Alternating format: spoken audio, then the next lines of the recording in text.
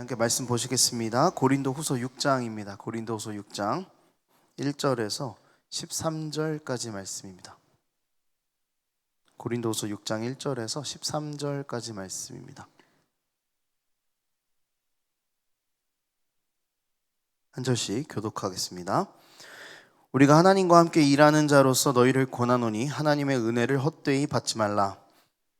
내가 은혜 베풀 때에 너희에게 듣고 구원의 날에 너를 도왔다 하셨으니 보라 지금 은혜 받을 만한 때요 보라 지금은 구원의 날이로다.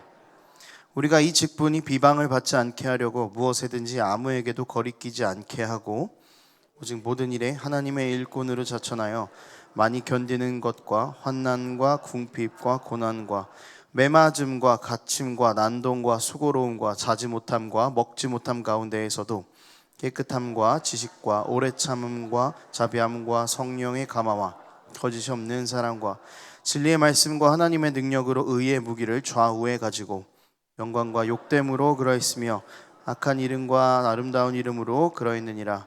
우리는 속이는 자 같으나 참되고 무명한 자 같으나 유명한 자요 죽은 자 같으나 보라 우리가 살아있고 징계를 받는 자 같으나 죽임을 당하지 아니하고 근심하는 자 같으나 항상 기뻐하고 가난한 자 같으나 많은 사람을 부유하게 하고 아무것도 없는 자 같으나 모든 것을 가진 자로다. 고린도인들이여 너희를 향하여 우리의 입이 열리고 우리의 마음이 넓어졌으니 너희가 우리 안에서 좁아진 것이 아니라 오직 너희 심정에서 좁아진 것이니라. 함께 있습니다. 내가 자녀에게 말하듯 하노니 보답하는 것으로 너희도 마음을 넓히라. 아멘. 세상 사람들이 교회를 다니는 사람들에게 기대하고 있는 이야기가 있을 것 같은데요. 이것은 사실은 성공에 대한 이야기입니다. 교회 잘 다니니까 사업이 잘 된다더라. 교회를 열심히 다니니까 자식이 잘 됐다더라. 교회 잘 다니니까 일이 잘 풀렸다더라. 성공에 대한 이야기를 세상이 기대하는 것입니다. 그래서 아주 가끔 이런 기대를 품고 교회에 오시는 분들도 더러 있기도 하죠. 교회 다니면 인생이 펴진다는 말, 예수를 믿으면 더 많은 것을 누릴 수 있다는 기대, 이런 세상의 기대를 어떻게 생각하십니까? 니들이 한번 와봐라 이렇게 그런 생각이 들죠. 세상은 교회의 그 번영, 교회의 성공, 이런 복에 대해서 자신들이 가지고 있는 그 똑같은 기준을 가지고 교회의 성공에 대해서 대합니다. 이런 생각들을 고린도 이 도시의 사람들도 동일한 생각을 가지고 있었던 것 같아요. 헬라 문화, 로마의 실용주의가 뒤섞인 그 도시에서, 그리고 무역의 도시였기 때문에 부유한 사람들이 꽤나 많았던 그 도시 가운데에서 고린도에서 그 도시에서 성공한 사람의 기준은 무슨 철학을 잘하는 학문의 조예가 깊다거나 높은 사회적인 위치에 올라 있다거나 재정적으로 부유했거나 이런 것들이었습니다. 근데 이런 문화, 고린도 교회 도시 안에 있던 문화가 고린도 교회 안으로도 계속 들어오고 있었고요. 고린도 교회 성도들은 또 그런 고린도 도시의 그런 성공에 대한 기준들을 부러워하면서 바라보고 있었습니다. 그래서 고린도 교회 안에서부터도 이 성공에 대한 기준이 세상의 기준처럼 바뀌어가는 그런 상황이었던 것이죠.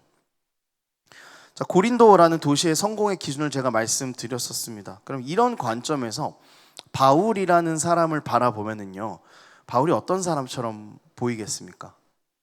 저는 바울이 굉장히 한심한 사람처럼 보였겠다 싶습니다. 바리새인 중에 바리새인으로 가장 수준 높은 교육을 받았던 것이 바울이었습니다. 율법을 지키는 것이라면 둘째가라면 서러울 정도로 잘 지켰던 그런 바울이었습니다. 예수를 믿기 전까지는 그랬어요. 그래서 꽤나 인정받고 좋은 유대인이다라는 그런 평판도 바울이 많이 받았었을 것입니다. 하지만 예수를 믿고 난 이후에 바울은 이전에 받았던 인정과는 거리가 점점 더 먼 사람이 되었습니다. 예수를 믿고 나서는 자신이 가지고 있던 모든 유대인으로서의 권리를 다 포기했습니다. 고난만이 뒤따랐습니다. 그러니까 세상이 말하는 그 복된 인생의 가장 반대편에 서게 된 사람이 바울이었다라는 것이죠. 본문을 보면은요, 4절 5절에 환난과 궁핍과 고난과 매맞음과 갇힘과 잠을 자지 못함과 먹지 못함과 이거 뭐 얼마 듣는데 본문을 읽는데 답답한 거예요. 근데 이게 바울을 따라다니던 수식어였습니다. 예수를 믿고 나서 늘 바울에게 일어난 일들이었어요. 예수를 믿고 나서 바울은 인정을 받는 것이 줄어들었고 삶이 망가지고 그 철저한 실패로 보여지는 모습들만 갖게 되었습니다. 그러니까 바울은 이제 사도로서 복음이 주는 부요함은 무엇인가를 그 세상적인 관점에서는 전혀 증명을 해내지 못하는 그런 사람으로 전락해 버린 것이죠. 이런 상황에서 바울이요 이제 자기 스스로를 변호하기 시작합니다. 그런데 앞에서도 말했지만요, 이 바울이 변호하는 내용이 참 불쌍한 내용으로 이렇게 변호를 합니다. 이렇게 자기를 변호를 해요. 나는 하나님의 일꾼으로 자처해서 많이 견뎠고, 나는 하나님의 일꾼이었기 때문에 환난이 심했고, 나는 하나님의 일꾼이어서 복음을 받아들여서 궁핍과 고난이 있었고, 하나님의 일꾼이어서 난 매 맞았고 잠도 잘 못 자고 먹지도 못했다. 이렇게 이야기를 하고 있습니다, 바울이. 지금 이게 변호의 내용입니까? 그러니까 이 이야기를 들으면은 여러분 사실 누가 복음을 믿겠어요? 복음을 믿고 나는 매 맞고 잠도 못 자고 궁핍하고 가난하고 모든 인정을 다 잃어버렸다고 말하는데 사람들이 이거를 듣고 누가 복음을 받아들이겠습니까? 그럼에도 불구하고 바울은 세상이 말하고 있는 성공의 기준과 정반대의 이야기를 해나갑니다. 바울이 이렇게 이야기한 이유는 뭐냐면 바울이 겪었던 그 고난 안에 복음의 본질이 숨어 있었기 때문입니다. 실패로 보이는 그 바울의 삶, 철저하게 실패한 인생이죠. 그 인생에 가장 큰 복음이라는 성공의 본질이 담겨 있었기 때문입니다. 바울은 이 세상의 기준으로 보면은 누구도 그 바울처럼 되고 싶지 않은 사람이었습니다. 근데 복음의 기준으로 본다면 바울은 가장 부요한 자였다라는 것이죠. 이 복음의 역설을 바울이 이야기하기 위해서 자신의 고난의 이야기를 꺼내는 것입니다. 바울은 복음이 참된 부요함이다라는 것을 자신의 삶을 통해서 그렇게 이야기를 하고 싶었던 것입니다. 바울이 자신의 고난을 이렇게 자랑처럼 이야기하는 이유는요, 고난이 복음의 부요함을 보여주기 때문입니다. 겉으로 보기에는 굉장히 실패의 현장입니다. 하지만 그런 고난을 이겨낸 사람을 통해서 복음이 얼마나 큰 부요함을 제공하는지가 드러나는 것이죠. 복음의 생명성이 한 사람의 고난을 통해서 드러난다라는 것입니다. 제가 얼마 전에 짧은 쇼츠 영상을 하나 봤습니다. 누군지 몰라요. 이렇게 지나다니다가 등장한 사람인데 그 사람은 자기는 교회를 다니는 사람은 아니다 이렇게 이야기했어요. 그러면서 이런 이야기를 했습니다. 내 주변에 교회를 다니는 사람들이 있는데 그 사람들 참 신기하다 이렇게 이야기를 하는 거예요. 그래서 왜 신기하냐 이제 그걸 이야기를 하는데, 보통 인생의 고난이 오면은 쓰러지고 원망하고 좌절해야 되는데 이상하게 교회 다니는 사람들은 하나님의 뜻이 있어 라고 하면서 좌절하지 않는다는 거예요. 그래, 이 모습이 너무 신기하다고 자기는 그렇게 이야기를 하더라고요. 근데 사실 저도 그 사람이 신기한 부분은 저도 신기해요. 어떻게 예수 믿는 사람들은 고난을 지나가면서 하나님의 뜻이 있겠지라고 말하면서 넘어지지 않고 일어날 수 있을까? 우리조차도 신기한 거죠. 예수를 믿지 않으면은 좌절했을 법도 한데, 그러니까 나를 고난 가운데로 밀어넣은 그 예수님을 원망할 법도 한데, 사실 그리스도인들에게 이런 고난과 원망은 잠시 그냥 스쳐 지나가는 것일 뿐입니다. 그러면서 그래, 날 향한 하나님의 뜻이 분명히 있어 믿음으로 고백하면서 자신에게 주어진 고난의 현장을 정말 담담하게 걸어가는 것이죠. 세상 사람들은 이해할 수 없는 복음의 힘인 것입니다. 여러분, 우리에게도 이런 복음의 힘이 있었으면 좋겠습니다.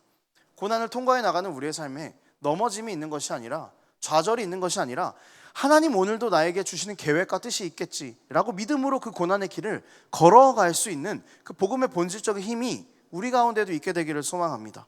바울은요, 자신의 삶을 통해서 이것을 이야기하고 싶었던 겁니다. 매 맞는 거요, 안 힘들었을까요? 예수 믿으면 매 맞을 때 안 힘든가요? 안 아픈가요? 잠도 못 자고 먹지도 못하면 그거 안 힘들겠습니까? 왜 안 힘들겠어요? 하지만 복음은요, 고난을 없애주는 힘이 아니라 고난 속에서도 살아가게 하는 힘이기 때문에 바울은 자신의 이야기를 이렇게 해낼 수 있었던 것입니다.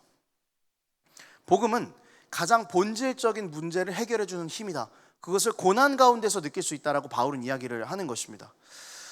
여러분, 우리가 삶에서 살아가면서 우리에게 다가오는 고난들이 있습니다. 지금 고난을 겪고 있는 분도 계시겠죠. 그리고 어저께 고난을 겪고 있던 분도 계시겠죠. 그리고 오늘 내가 겪어왔던 고난이 해결되신 분도 있으실 겁니다. 그런데 여러분, 희망을 놓지 마십시오. 내일 고난은 어차피 또 올 겁니다. 모레도 고난은 또 올 겁니다. 그러니까 고난은요, 해결이 돼도 어차피 또 옵니다. 언제 올지도 모르고요, 심지어 강도도 다 달라서 대비를 할 수도 없어요. 그러니까 고난이 끝나게 하는 것은요, 그러니까 본질은 아닌 것 같아요. 어차피 우리 인생에서 고난이 계속되니까요. 그러니까 고난 가운데에서 버티고 그 고난을 이길 수 있게 해주는 힘이 사실은 가장 본질적인 것이죠. 복음은 이것을 가능하게 한다라는 것입니다. 그러니까 존재의 중심 자체를 복음은 바꿔 놓는 것입니다. 밖의 상황을 바꾸는 것이 아니라 내 안의 중심을 바꾸는 것이 복음이 주는 본질이다라는 것입니다. 여러분, 고난 가운데에서 그리스도인들이 흔들리지 않을 수 있는 이유는 고난보다 더 크신 분이 우리 안에 있다라는 것을 믿기 때문입니다. 그리고 그것이 성경의 선언이기 때문에 그렇습니다. 갈라디아서 2장 20절에서 바울은 이렇게 말합니다. 이제는 내가 사는 것이 아니요 내 안에 그리스도께서 사시는 것이라. 그러니까 내 안에 있는 내가 사는 게 아니라 내 안에 있는 그리스도께서 사시는 것이다 라고 바울은 이런 고백을 합니다. 그러니까 내가 사는 것이 아니라 그리스도께서 내 안에서 사시기에 내 안에 계신 그분이 내 삶의 모든 고난을 해결하시기 위해서 십자가라는 고난의 짐을 다 짊어지셨기 때문에 우리가 우리 삶의 고난들을 이겨낼 수 있는 힘을 갖게 될 수 있다라고 바울은 그렇게 이야기하시는 겁니다. 우리가 사는 것은 힘들지만 내 안에 그리스도께서 사시니 우리는 그분을 붙잡으면서 살아가면 우리 인생의 고난들을 이겨나갈 수 있는 가장 본질적인 힘을 얻는다라는 것입니다. 바울은 이 자신이 처한 그 고난을 통해서 복음이 얼마나 대단한 힘인지를 보여줍니다. 복음은요, 우리가 고난을 없애달라고 기도하게 하지 않습니다.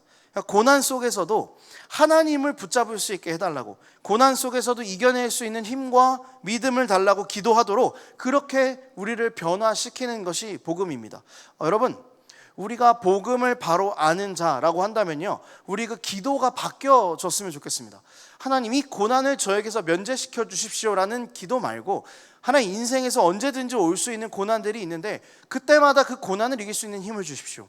그때마다 그 고난 가운데에서도 하나님을 놓지 않을 수 있는 믿음을 주십시오 라고 기도할 수 있는, 그렇게 기도의 방향이 바뀌는 우리의 삶이 되기를 축복합니다. 본질적인 변화가 일어나면은요, 여러분, 세상에서 말하는 성공에 우리가 굳이 기대지 않아도 괜찮아요. 예수님이 우리 안에 있으면은요, 우리가 세상에서의 말하는 그 성공의 기준에 들어가지 못해도 성공인 거예요. 그러니까 세상에서의 말하는 성공과 실패가 더 이상 우리 삶의 기준이 되지 않는다는 것입니다. 우리의 기준은요, 세상에서의 성공과 실패가 아니라 내가 그리스도 안에 있냐, 내가 그리스도 밖에 있냐, 이것이 우리 인생의 성공과 실패의 기준이 된다는 것입니다. 그러니까 복음은 우리에게 가장 본질적인 힘을 준다는 것이 이런 의미입니다. 우리의 세상을 바라보는 우리의 삶의 기준이 여러분 바뀌었으면 좋겠습니다. 세상 사람들은 성공이냐 실패냐를 이야기합니다. 가지면 성공이죠. 못 가지면 실패입니다. 그냥 우리는 그렇게 이야기하지 않았으면 좋겠어요. 내 인생은 성공했어. 왜? 나는 예수 안에 있으니까. 예수님이 나를 붙잡고 계시니까, 나는 그분을 바라보고 있으니까 내 인생은 성공이야. 우리가 이거를 두려워하면서 늘 그렇게 십자가 앞에 설 수 있는 그런 인생이 되기를 축복합니다. 여러분, 바울은요, 가장 본질적인 것에 대한 도전을 하고 있습니다. 13절에서 너희도 마음을 넓히라라고 이야기하고 있는데, 이것은요, 너희가 복음을 들었으면 복음대로 살아야 되지 않겠냐라는 그런 바울의 도전입니다. 고린도 교회 성도들은 복음을 들었습니다. 근데 그들에게는 변화가 없었습니다. 바울은 왜 이렇게 고난이 많지? 고린도 교회는 이렇게 생각했을 거예요. 교회 밖에 너무 부러운데? 이런 생각들을 하는 거죠. 복음의 눈으로 자신들의 삶을 해석해내지 못했습니다. 그러니까 그 마음이 좁아질 수밖에 없었던 것이죠. 여러분, 우리가 복음을 들었다면은요, 우리가 복음을 알고 있다면요, 이제는 우리의 마음들을 넓힐 준비를 해야 합니다.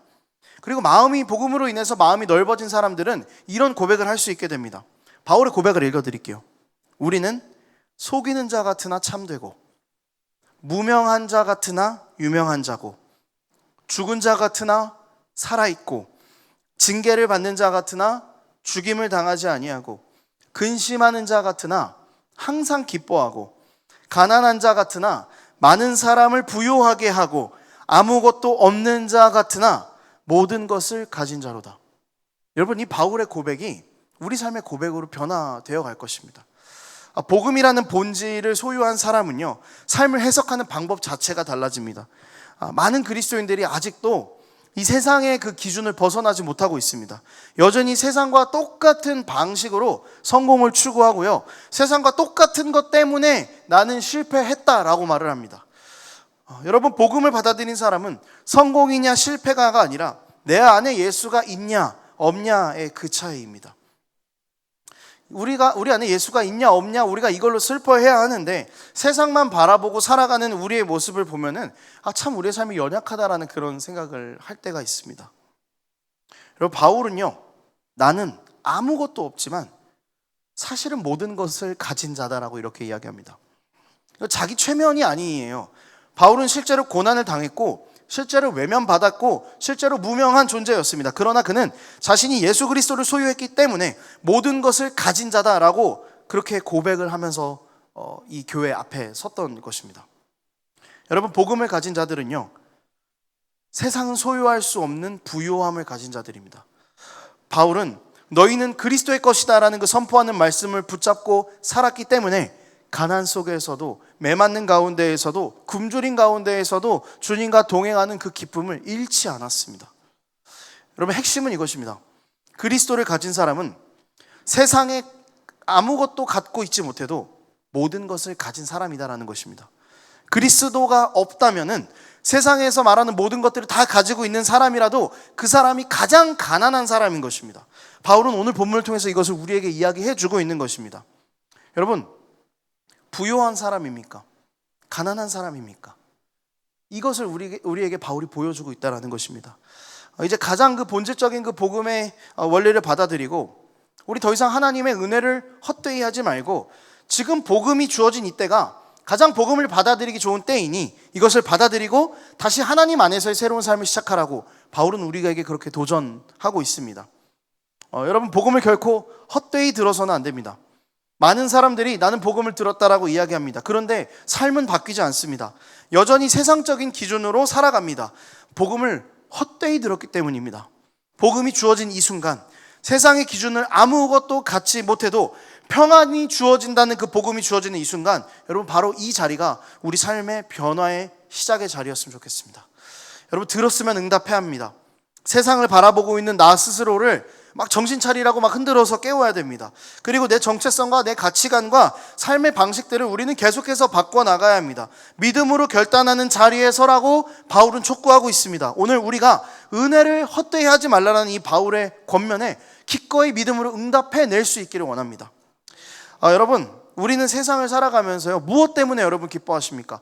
혹시 오늘 기쁘셨다면 여러분 무엇 때문에 기쁘셨습니까? 혹시 오늘 낙심하셨다면 무엇 때문에 낙심하셨습니까? 복음이 정말 우리의 삶의 중심이라면, 복음이 정말 우리의 본질이 맞다면 우리가 기뻐하고 낙심하는 이유가 바뀌어야 됩니다. 더 이상 세상의 기준 때문에 기뻐하지 말고, 더 이상 세상의 기준 때문에 낙담하지 말고, 세상의 기준 내려놓고 예수 그리스도 한 분이면 충분합니다라는 그 고백이 우리에게 있어야 되는 것이죠. 그럼 우리의 삶은 바뀌게 되는 것입니다. 한 가지만 더 나누겠습니다. 여러분, 복음의 힘은요, 우리의 그 본질 자체를 완전히 바꿔버립니다. 나를 변화시키고요, 그리고 나뿐만 아니라 나의 주변 사람들까지도 변화시키는 것이 복음의 능력입니다. 세상은 가진 자가 힘 있다라고 이야기합니다.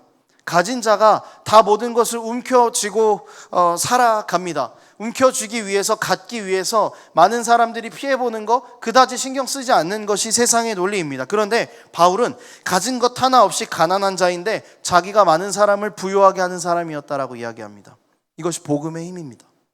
복음은 기꺼이 흘려보내는 삶으로 우리를 초대합니다. 세상의 흐름과 역행하는 것이죠. 세상은 나누고 싶어 하지 않습니다. 나누면 내가 작아지잖아요.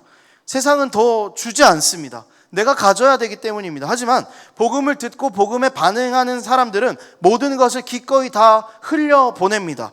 복음은요, 반드시 나를 넘어가게 되어 있습니다. 나를 통해서 내 가정이, 내 일터가, 세상이 변화됩니다. 사랑이 받고 끝나는 것이 아니라 사랑을 흘려보내는 자로 복음은 우리를 그렇게 변화시켜냅니다. 그렇기에 복음을 아는 자들은 복음을 받아들인 자들은 외면당하는 사람들을 향해 가서 그들을 품고 갈 곳 없는 사람들에게 나의 한 켠을 내어주는 사람이고 위로가 필요한 자들에게 기꺼이 손을 내미는 자들입니다. 다른 이들을 위해서 손해를 감수하고 먼저 손을 내밀면서 내가 받은 복음의 위로를 나누는 것, 여러분 그것이 복음을 아는 자들의 삶이라는 것입니다. 복음을 알면 삶의 방향이 바뀝니다. 밖에서 안으로 들어와야 된다고만 생각했던 내 삶이 바뀌게 됩니다. 왜냐하면요, 밖에서 이미 내 안으로 들어왔기 때문입니다. 더 이상 들어올 게 없잖아요. 예수께서 십자가에서 죽으심으로 나를 죄에서 사하셨고 나에게 영원한 생명을 주셨습니다. 그러니까 그 완전하신 십자가의 사랑이 우리 안에 들어왔으니까 사실은 우리는 더 들어올 게 없어요. 그러니까 이걸 그냥 내보내면서 살아가는 겁니다. 그러면은 이 십자가의 사랑을 내보내면 십자가의 사랑이 다 없어집니까? 아니죠. 너무 신기하게도 우리가 받은 그 완전한 사랑을 우리가 흘려보내면요, 완전한 십자가의 사랑이 계속해서 확장되는 것을 우리가 보게 됩니다. 복음을 알면 삶의 방향이 바뀌는 것입니다. 아무도 주고 싶지 않아서 이 꽉 쥐고 있던 그 내 주먹이 펴지고요, 나만을 위한 시간이 다른 사람을 위한 시간으로 바뀌어져 갑니다. 왜냐하면 예수께서 그렇게 하셨기 때문입니다. 예수님께서 하늘의 부요함을 버리고 우리를 위해서 기꺼이 가난하게 되셨습니다. 가장 무명한 자로, 죽은 자로, 징계받는 자로 그렇게 자신의 삶을 다 내어놓으셨습니다. 그리고 그분이 우리를 부요케 하셨습니다. 우리의 영혼을 가장 부요하게 만들어 주셨습니다. 우리 안에 그 복음을 심어 주셔서 세상의 기준대로 기뻐하거나 슬퍼하지 않는 자로 우리를 만들어 주셨습니다. 스스로 하늘의 권세를 움켜쥐지 않으시고 그것을 다 놓아버리시고 스스로를 십자가에서 죽기까지 낮추시면서 순종하심으로 우리에게 생명을 주셨습니다. 여러분, 복음을 아는 자는요, 이런 예수님의 십자가를 따라가게 되는 것입니다. 감동과 어떤 지적인 동의에서만 멈추는 것이 아니라 복음을 품은 자로서 또 다른 이들이 복음을 품을 수 있도록 그렇게 살아가는 것입니다. 예수께서 그렇게 사셨던 것처럼 그 십자가의 역설의 원리를 따라가는 삶이 되는 것입니다. 여러분, 우리도 기꺼이 이런 삶이 되기를 소망합니다. 말씀을 정리하도록 하겠습니다.